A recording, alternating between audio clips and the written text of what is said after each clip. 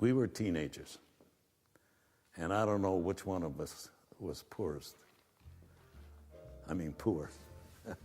Actually, I met her And through the Jewish community. it was It was called the Jewish Community House.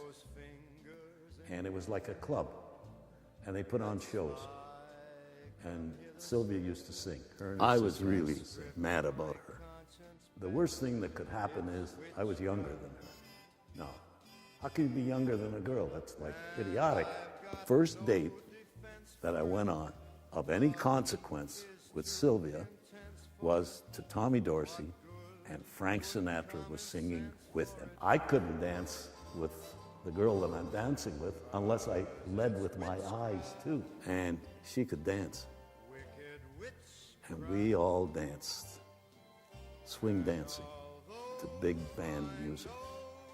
It was very exciting.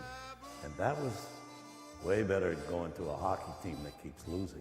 The Palais Royal was one of the finest dance halls around here, I don't know about in the world, and it was one great big ballroom. And we had a orchestra that played there all the time called Bert Niosi. And it was like 12 to 14-piece orchestra. But also, at that time, all the big name bands used to come for a one-night stand at the Palais Royal.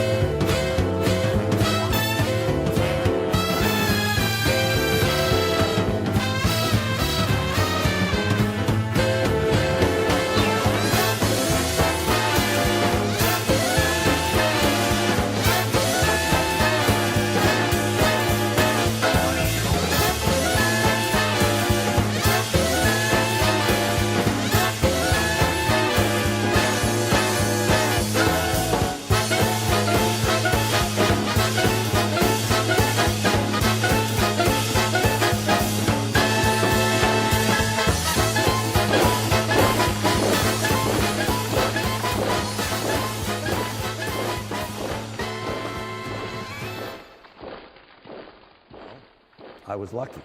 As a young man, I knew what was going on in Europe. When the war started, Toronto changed because it had to. We had unbelievable unemployment. We had the Depression in its nth degree. We had men lining up at soup kitchens. I was married.